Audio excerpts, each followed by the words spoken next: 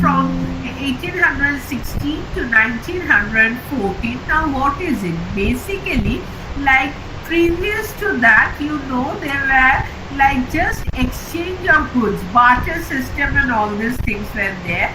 After that, with the introduction of the classic gold system, a particular item, that is gold, is kept as a gold coins and bullions of gold are kept as the standard. Okay, so by fixing, previous to that there were no hard and fast system of measurement, right?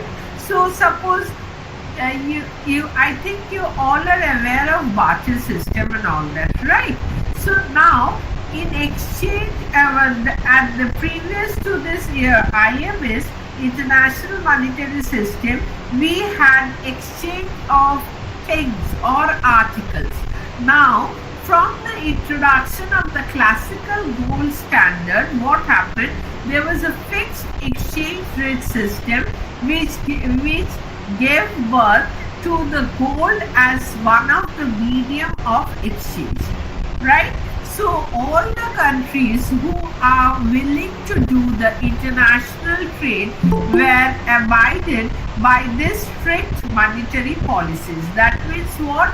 They have to follow. What they used to do, they used to value the product that they are purchasing, or the country which is selling, they will have to value the product that they are selling, and they accordingly ask for that number of gold value. Is it clear? If it's in coins, that number of gold coins. Is it clear to all of you? Yes, ma'am. Okay. Now the collapse. Next one is why this gold standard collapsed. This gold standard collapsed because after the end of World War, what happened? In order to finance the military requirements during the war, many money, like they were in order to finance the military requirements, each and every country, according to obviously the participants of the World War I countries, what they did, they just printed money according to their own wish. In order to give a supply to this military requirements, they started printing money on their own. So as a result of this, what happened? There were more and more of circulation of money in the country, but when I have told you there is a fixed exchange rate, so how they have done it? They have fixed that this should be the value of the gold, right?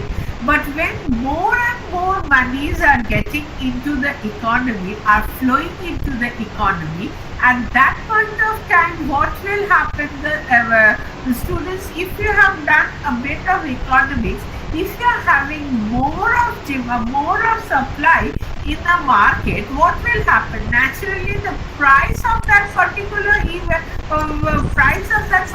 product will fall down, isn't it? So same thing happened when more and more of the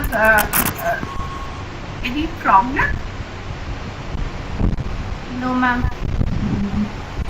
Is it okay?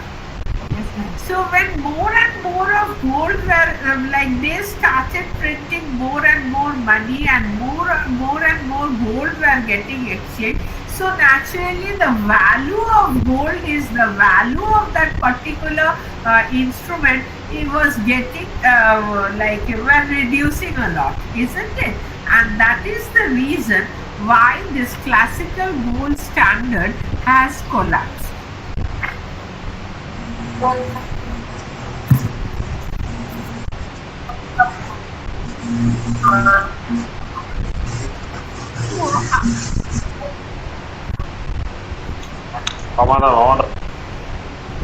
I'm finding some sound yes.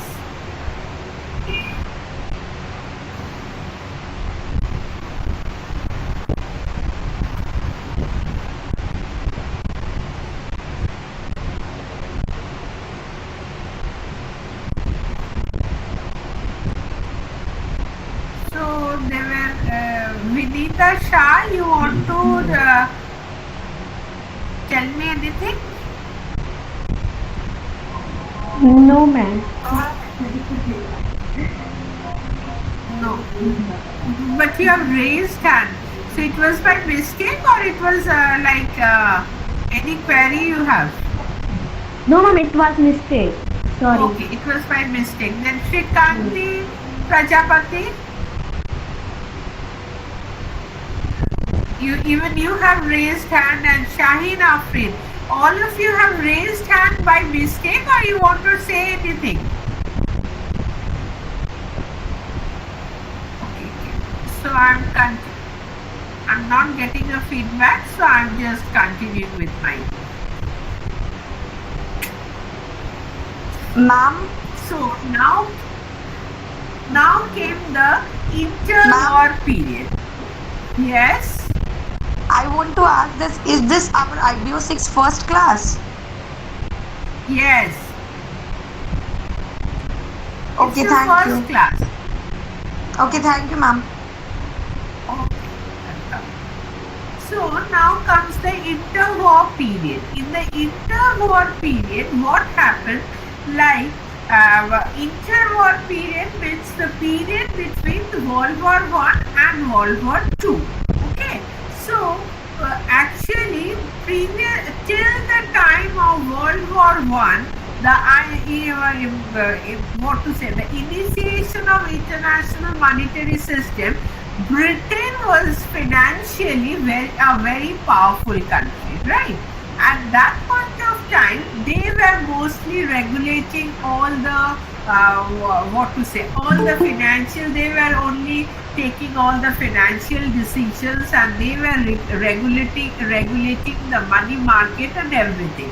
But after the period after World War I and the period between the World War I and World War II, Britain, like United States, became a dominant financial powerhouse, and they were now in a position to dictate the financial aspect of the entire world. Okay. So they were just replacing Britain, and they started dominating the financial world.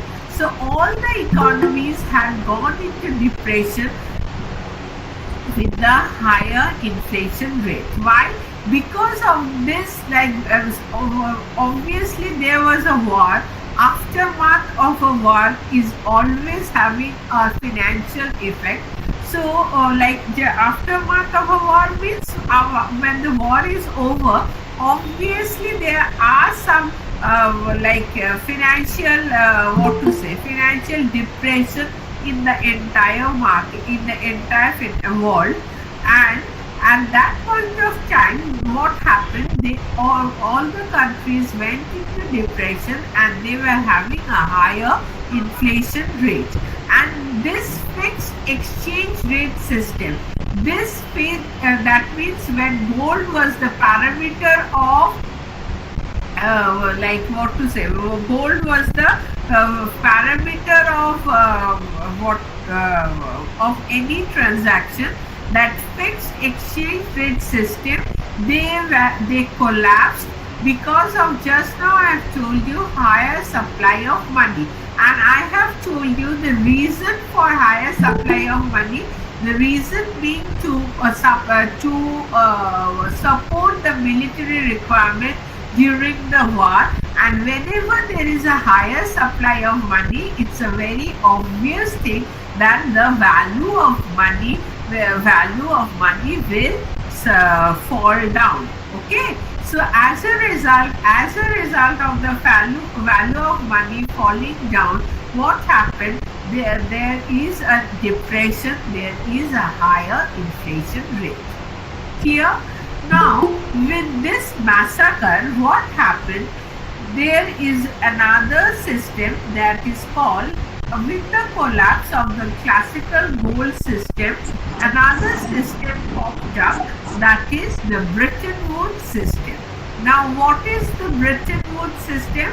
It lasted from 1945 to 1972, and in the Bretton Woods system, the entire thing, the Bretton Woods system, what happened? It was done in the European countries. And they had given birth with the Bretton Woods Conference and all that.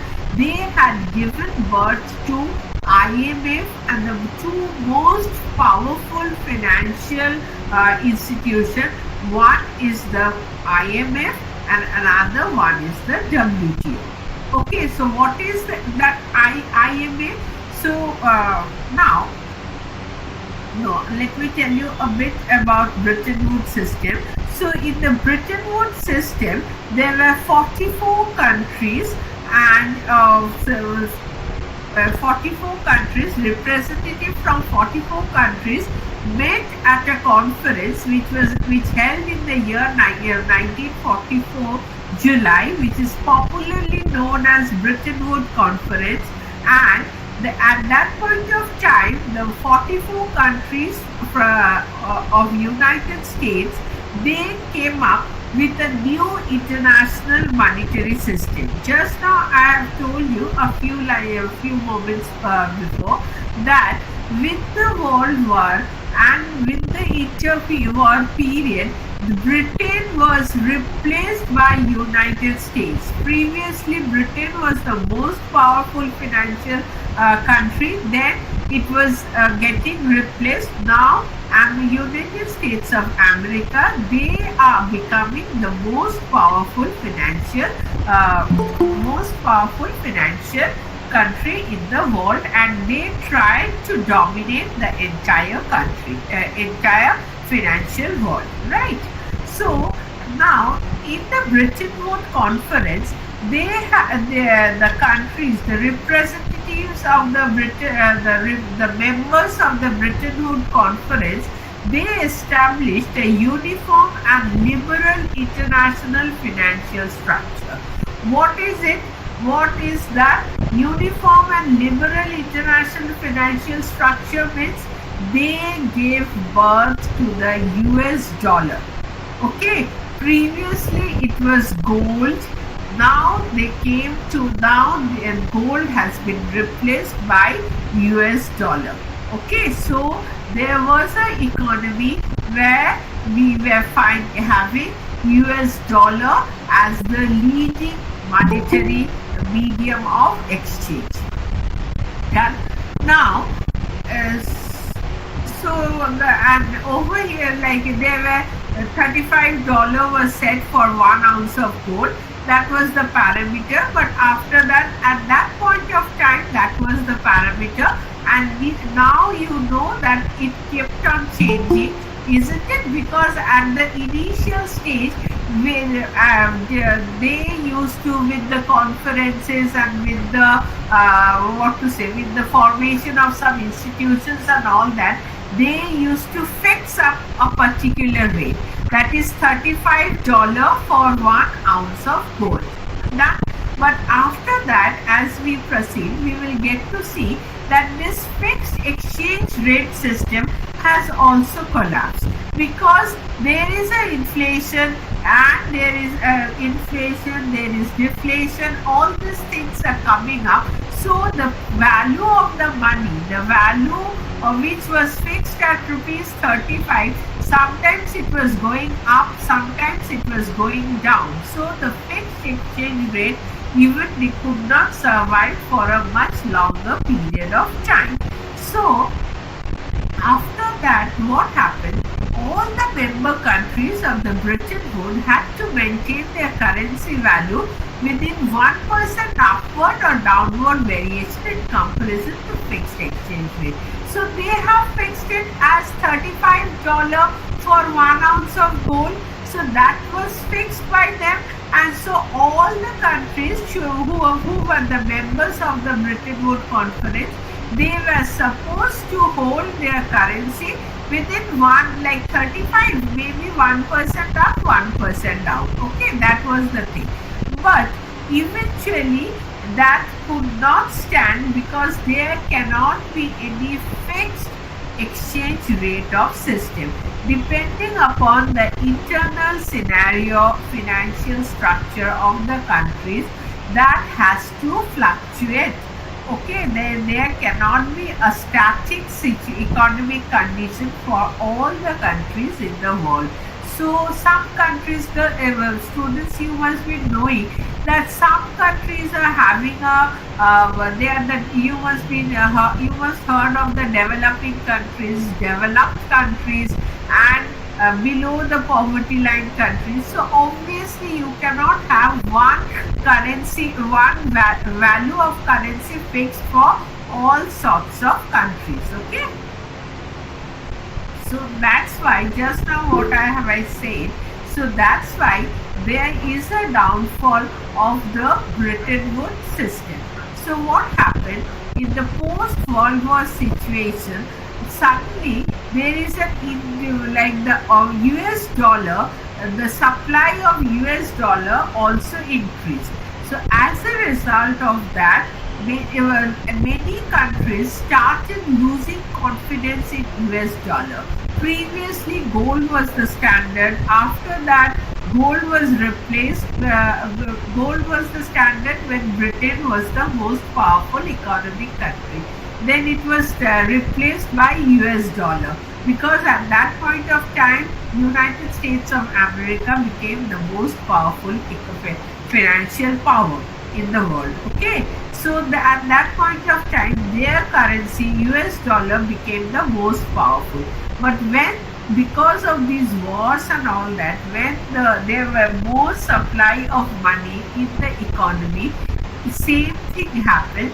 The US dollar, the value of US dollar started getting down. Okay, so there were devaluation of US dollar, and as a result of that, many countries started losing confidence, losing faith in US dollar.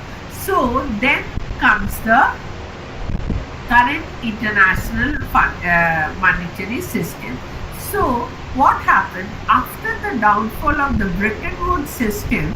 There were all the currencies of all the countries, like they took all the what to say, like there were few powerful countries which had taken a decision that we should that the entire world should have a floating system, a floating exchange system. Okay, there should not be the countries. We know that there is a G20 countries, or the leading countries of the world. They went for a conference and they decided that all the currencies of all the countries can freely float against one another in an open market and under the managed float system. What does it mean, managed float system? Like if a particular country is doing well, obviously the value of the currency of that particular company will increase. Okay, previously Britain was the dictator, then dollar was the dictator. Okay, so when United States of America was the dictator, financial dictator, then dollar was of the highest value. Now after the collapse of this system, what happened? All the countries, the currencies of all the countries are allowed to be floated in the open market, and those who are doing the best, their value will be the currency value of that particular country will get risen. Okay, so we have done something called survival of the fittest. So basically the concept behind this one is basically the survival of the fittest. Whoever can do well in the whoever can perform well in the financial world, their currency value will be much higher than the other countries. Okay. So now there are some advantages. Ma'am, of the current. Sorry to interrupt you. मुझे कुछ पूछना है actually. मैं office से ये चीज़ join की हूँ, so I need to leave now. So whether you will be sharing us the document you are reading right now? So then I will let you know. In my next class, I will let you know. Okay? Okay, so is there any kind of assignments that you will be sharing with us today? Today I'm not going to share any assignments. Okay? I Okay, will let okay. you know. Will you be able to join my next class on Friday? Yes, yes, yes, I can. So then like I will solve all your queries. Okay? Okay, okay. But you can't share that documents you are reading, right? Right now, actually, I need to like have a talk with the study center, and then I will let you know. Okay, Okay. today I'm not going to do anything.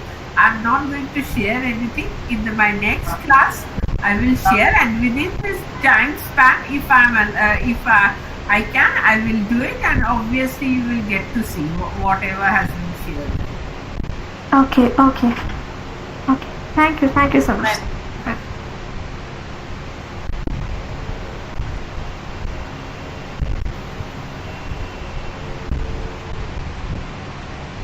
So now the advantages of current international monetary system. So what is it? Actually, with the international money market, what happened? Like the money market, basically it's under that system. What it boosts the global growth. Why it boosts the global growth?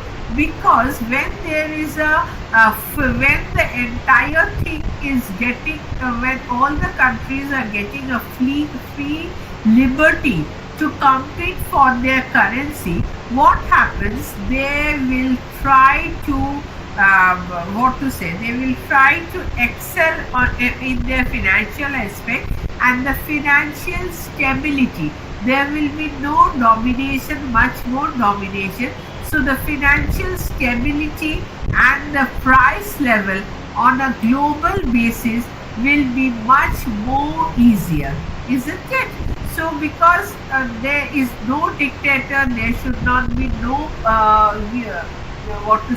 monopoly attitude. We know that whenever it's the perfect competition, then what happens? Then the entire economic scenario gets a proper global the entire economic scenario gets a proper transparency.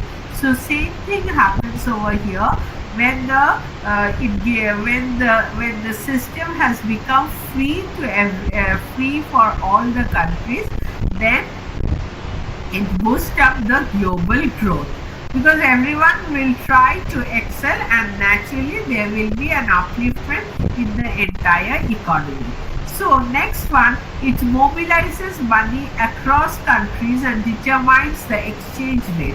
So how come they mobilize? Mobilization of money means what? Well, like there will be an exchange of money from one country to another country, and it will boost up the trade, international trade. Okay, and it will determine the exchange rate. Now it encourages the balance of payment by reducing trade deficit. What is it? Encourages balance of payment means it encourages, if there is a deficit, if there is a surplus, that will be well sorted out. Surplus, it should not be sorted out. If there is a deficit, that country will try to excel in the financial parameter, and they will try to minimize their deficit. Now, it is a well-regulated system and it enhances cross-border investment. I have already told you this, that it provides liquidity to the countries of the world. Obviously, when there is no fixed one, so obviously fixed system, obviously the liquidity, it has a liquidity because each and every country can trade in an open platform. So obviously liquidity, there is no hard and fast rule that it has to be US dollar, it has to be pound, it has to be 1 ounce of gold. No hard and fast rule. All the countries are eligible to compete with one another. Now next one is your criticism. So criticisms like actually when there were financial crisis, there were some criticisms like the incompetent what to say. Actually, when there were financial crisis, since all the participants are coming into the open market scenario, so when one and both of them are, all the countries are interrelated with each other. So if there is a slash down in one country, then if there is a huge deflation, inflation in one country, that will have a cumulative effect on all the countries. So these are the criticisms. So now with the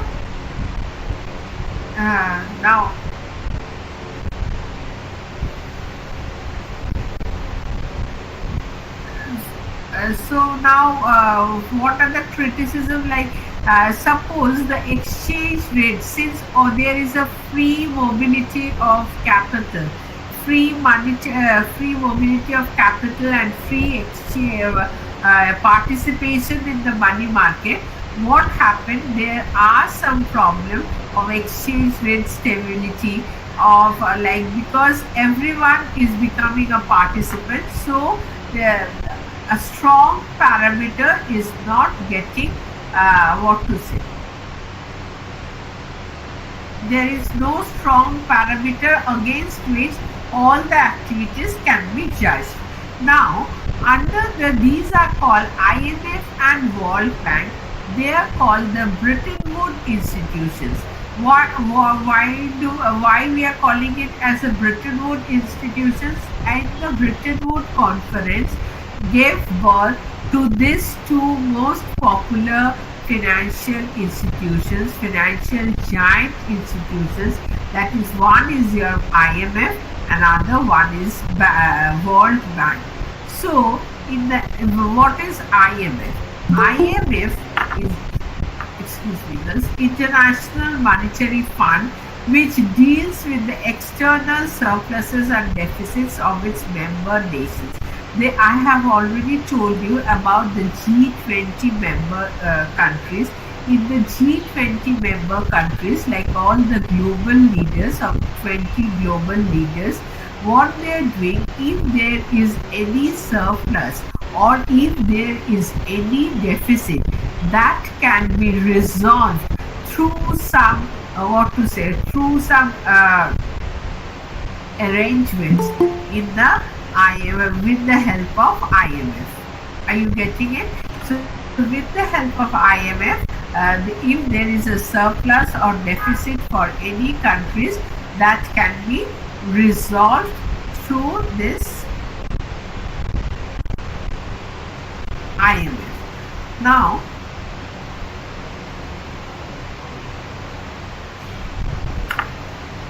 what is an IMF agreement? IMF basically, they were as I have already told you, they were adopted. They were actually an institution that came up in the Bretton Woods Conference, and basically the concept of this IMF, of this institution, is to promote international monetary cooperation through a permanent institution which provides the machinery for consultation and collaboration on international monetary problems. So what does it mean? So suppose one country is having having a deficit. So how to resolve it? How to reduce the deficit of that particular country? With what financial activities the deficit can be resolved? That are done through the help of IMF. Okay, so it is basically and if a country is taking a huge amount of loan from another country, then it is the IMF intervention which tries to resolve a problem. Okay, if the problem of loan is there for one country, then that should be resolved through IMF.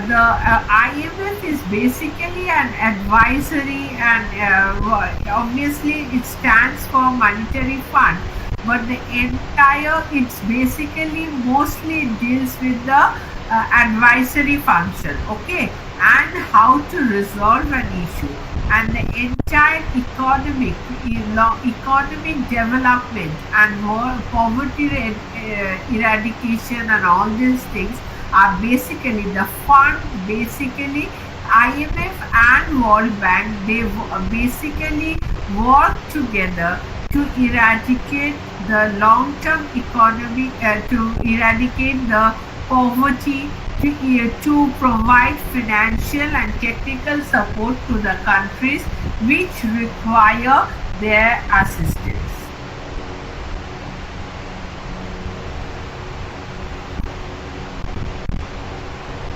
So these are not much there in your syllabus. Now I am coming to history of floating exchange rate.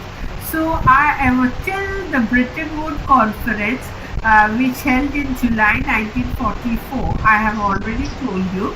At that point of time, there were a fixed exchange rate done, and actually fixed exchange rate. So after that, what happened? That I have told you about the post-war incidents where the US dollar were devalued. At that point of time, they are having a floating exchange rate. I have already told you. I have already told about this thing. Now, there was a floating exchange rate, at that point of time, what happened? The central banks of each and every country, they started participating in the financial market. Okay, so they have fixed up their currency, and they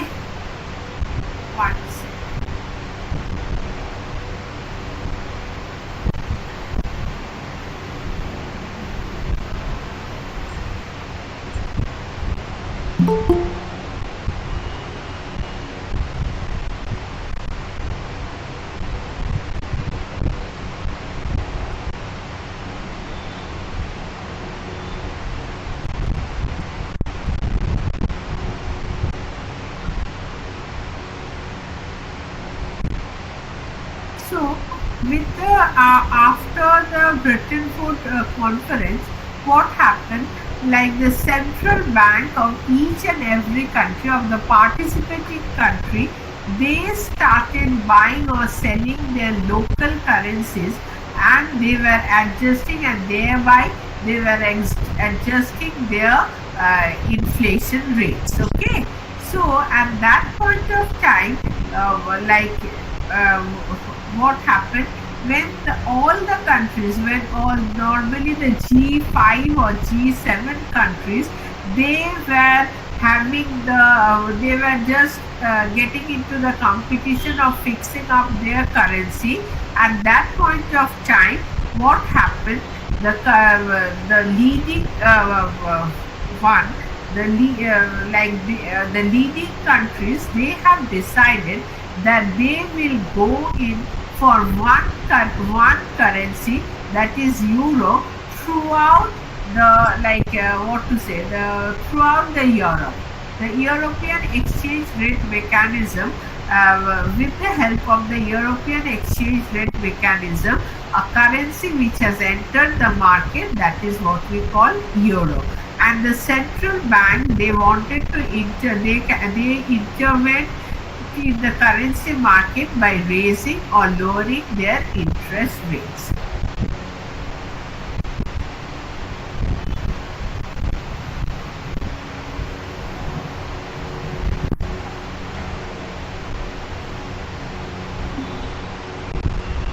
Now, with the euro, with the introduction of euro and all that, after that, my next topic will be World Trade Organization. So what is the World Trade Organization?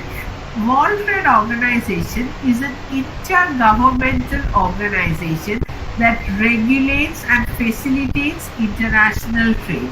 So the entire thing, previously it was GATT, General Agreement on Tariffs and Trade. So previously all the international trade were enrouted through GATT, right?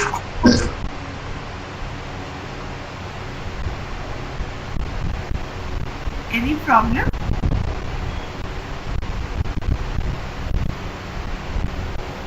Ma'am, Yes. ma'am, have you stopped sharing your screen? I can't see that any notes or anything written over there. My screen is not visible. No, ma'am. Yes, ma'am. Visible, ma'am. Is it visible or not? It's visible, ma'am. Visible. It's visible, right? Notes are visible. Okay, okay. Thank you. I can't see the notes. Notes is also visible. Notes are not visible. Please Ma'am is check your visible, but internet notes connection. is not visible. It's visible, right? Yes, ma'am. Go and pin there. Ma'am. No, ma'am. Notes is not visible. Notes is not visible.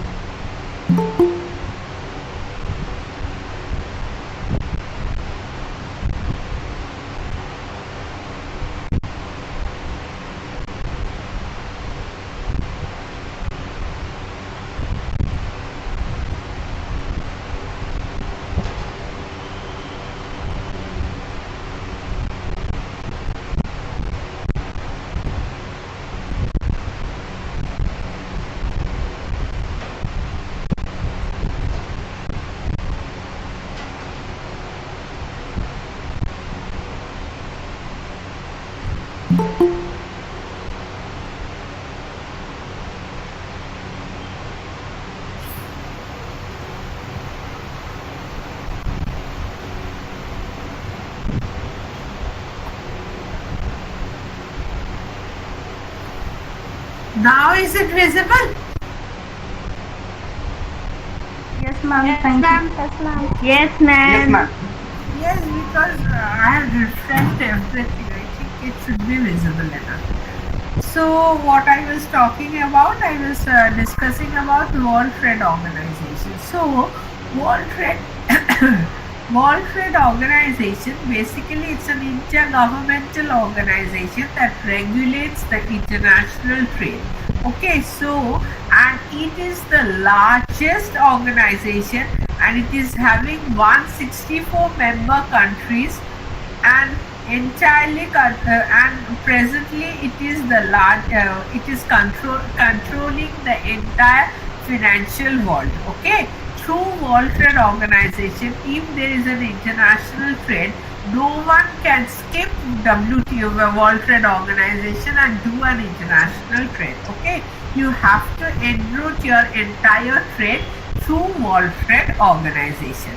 Now, World Trade Organization, it facilitates trading in goods, services and intellectual property among the participating countries. So what is intellectual property? So do you have any intellectual idea about intellectual property?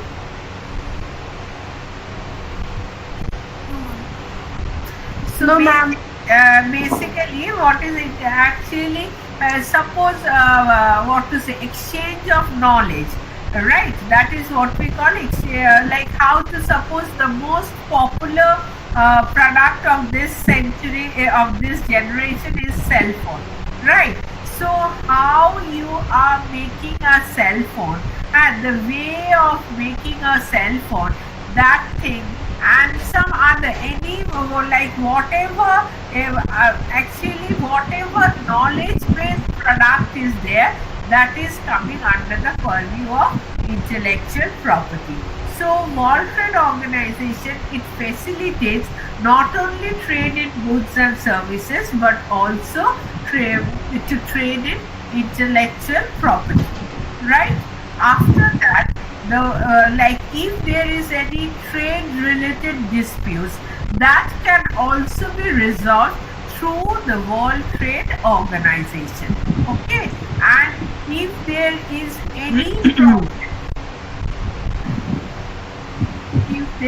any problem, I'm getting some sound. Is it okay for everyone? So what I was saying, if there is any trade related disputes or any discriminations or anything is there, that should be resolved through this World Trade Organization.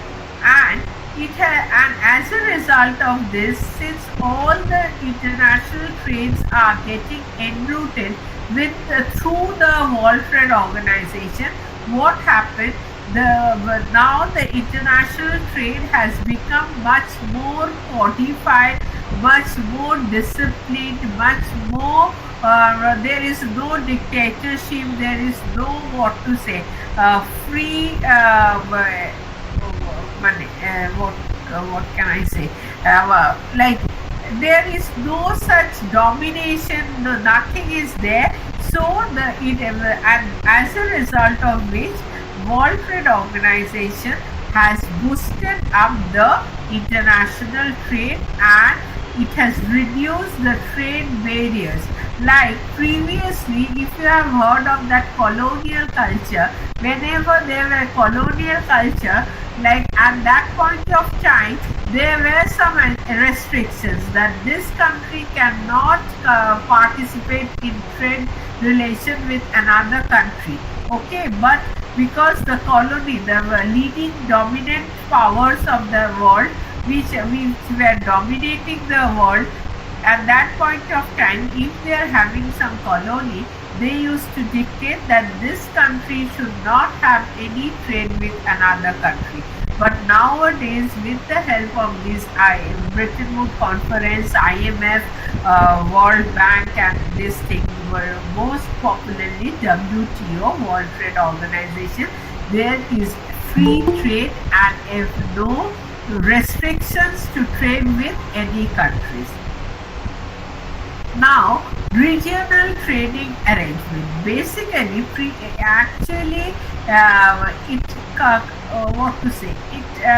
from a very narrower viewpoint, it looks like that regional trade agreements are in are in contradiction with the World Trade Organization's vision. But basically, this is not the case.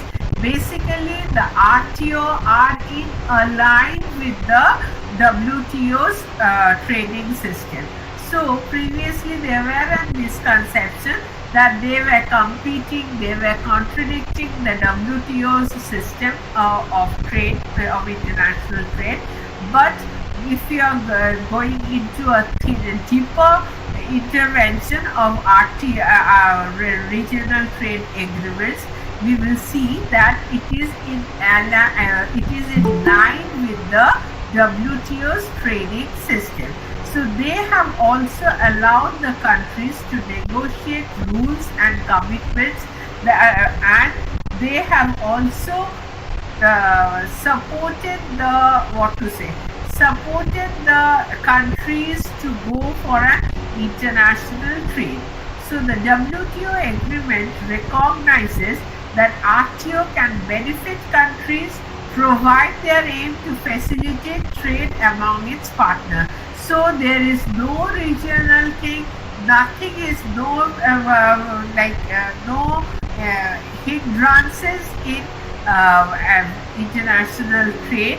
What was thought about, but with the passage of time, everyone has realized that RTA agreements, that is regional trading agreement, are in aligned with the World Trade Organization's vision. Now I come with the European monetary system. So European monetary system, basically there are few member countries which are like European monetary system is a multilateral adjustable exchange rate agreement in which most of the nations of the European Economic Community. This European Economic Community is a very strong, is the most powerful economic community which are basically leading the entire financial market. So, European monetary system is an adjustable exchange rate agreement, and in this agreement all the EEC countries, that is European Economic Community countries, they are they link their currencies to prevent large fluctuations. So thereby, and since they are the most financially powerful countries, so what happened, there is a ultimately overall growth in the financial world, in the financial health of the world. So this European monetary system, they are functioning by adjusting the nominal and real exchange rate, and their closer monetary cooperation, and they are actually they are adjusting and they are like if there is a small devaluation in a currency, that can be resolved through this monetary system, that is European monetary system, or that can be resolved through this monetary system.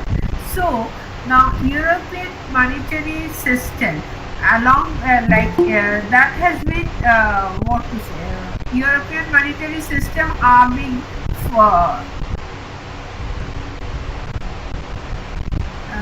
European monetary system gave birth to the European exchange rate mechanism, which calculated exchange rate for each currency. That means whatever is the for the member countries, that means for the European Economic Community, for the member countries, through the concept of European exchange rate mechanism, all the countries, the exchange rate of all the countries are getting fixed, are getting they are getting a codified value for each and every country's currency through this European exchange rate mechanism. So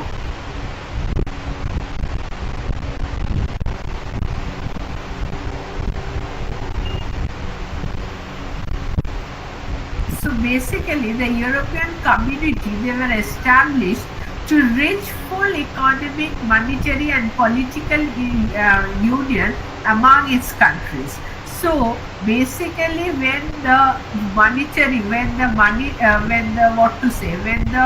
currency value is getting more or less codified within a system, then obviously there is an economic, monetary and political cooperation is expected. So the exchange rate mechanism has got three elements. Okay, so it's not the exchange rate mechanism. There are three elements of European monetary system. One is exchange rate mechanism. Another one is European currency unit, which is mostly the euro, which is accepted by all these countries, European economic countries, and the European monetary fund. And this concept got more and more this concept got more and more positive vibes with the German reunification. And what is this German reunification? when both East Germany and West Germany both merged together and Germany has become one and only one country, and there is no segregation of Eastern and Western Germany, then in this European, then this what to say?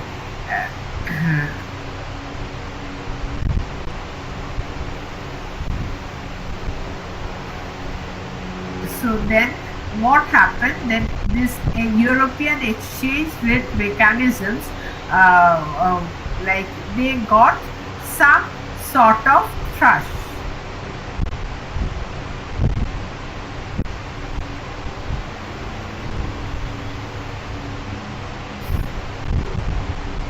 Now, European Monetary Union.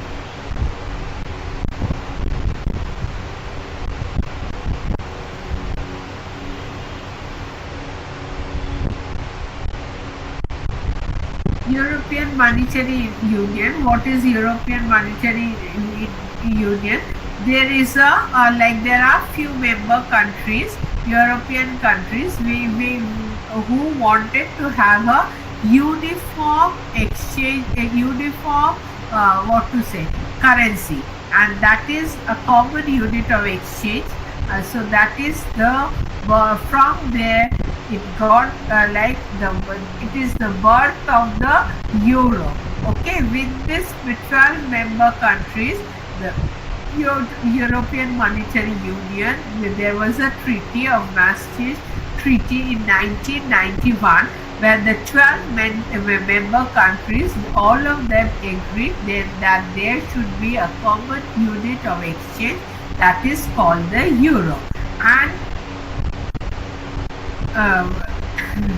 And the requirements for that, whoever wants to adopt euro as their currency, their requirements are they need to have an annual budget which should not exceed 3% of the GDP. Their public debt must be under 60% of their GDP, and there is an exchange rate stability. The inflation rate should be 1.5% of the 1.5%, and there should not be any long-term inflation rates, and if at all there is any long-term inflation rate, that should not be more than 2%. So if the member countries are having these points, are fulfilling these points, then they can use euro as their basic mode of exchange. Now the Asian financial crisis.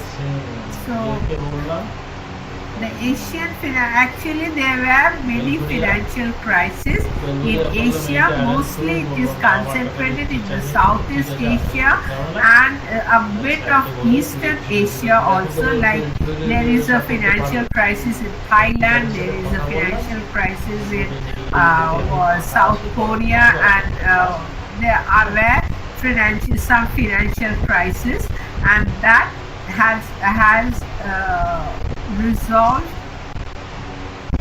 has been resolved through international,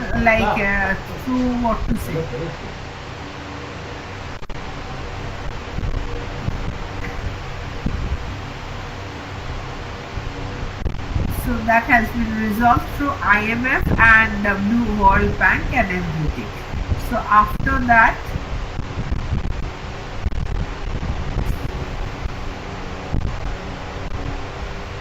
so there are certain regional financial institutions. So regional financial institutions, the first one is the Asian Development Bank. The first one is the Asian Development Bank. The Asian Development Bank,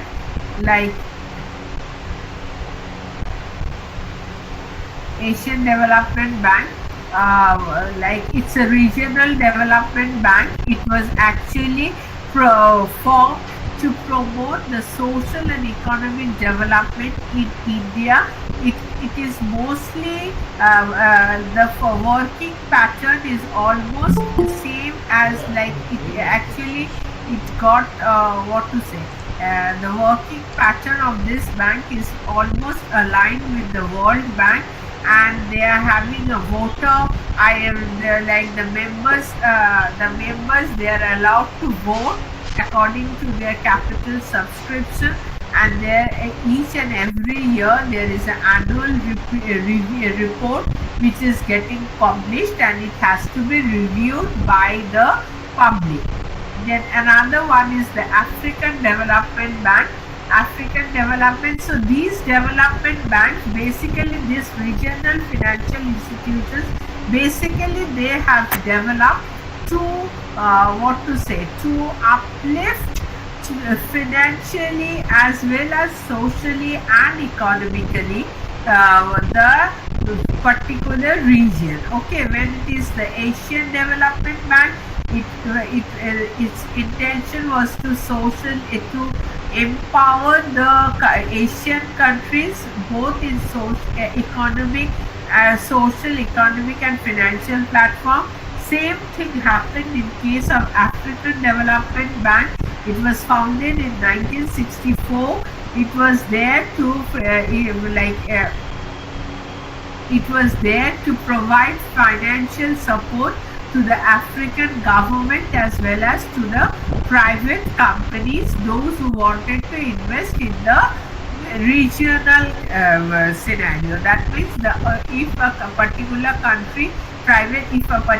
private company is interested to invest in the African region, then the African Development Bank, they are giving financial support to those companies. Now, the European Investment Bank. It is the largest lender in the world. It is a non-profit seeking bank. It gives loans and guarantees and technical assistance to its members, to the European Union, to the European Economic EEC, European Economic countries, and basically it has launched very green bonds and green. They are more into the climate specific, environmental specific, and their focus is more to improve the climate, the environment of the European countries. So those industries which are focusing on these schemes, on these areas, they give this European Investment Bank provides financial assistance to them. So that's why they are giving a green finance to the world. It is the biggest financer of green finance. So now Inter-American Development Bank. In the Inter-American Development Bank, same thing, it is there for the Latin American and Caribbean countries. All these banks are there to promote that particular region, to promote, like whenever it's Inter-American Development Bank, it is for the development of the Latin American and Caribbean region. Then there is Atlantic Development Bank. Atlantic Development Bank, they are there to, it was founded, it incorporated in Luxembourg on 24th September 1964. They were basically to promote the economic and social welfare of the Latin American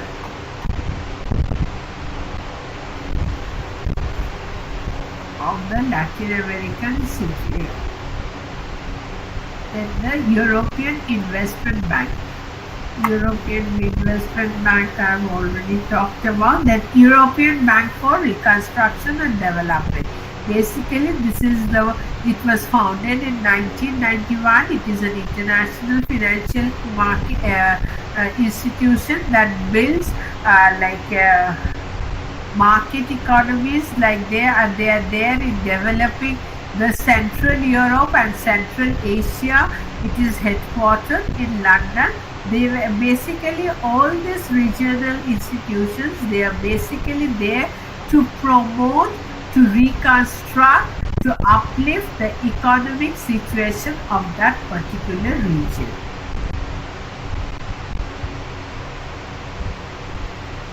That's it. So any questions or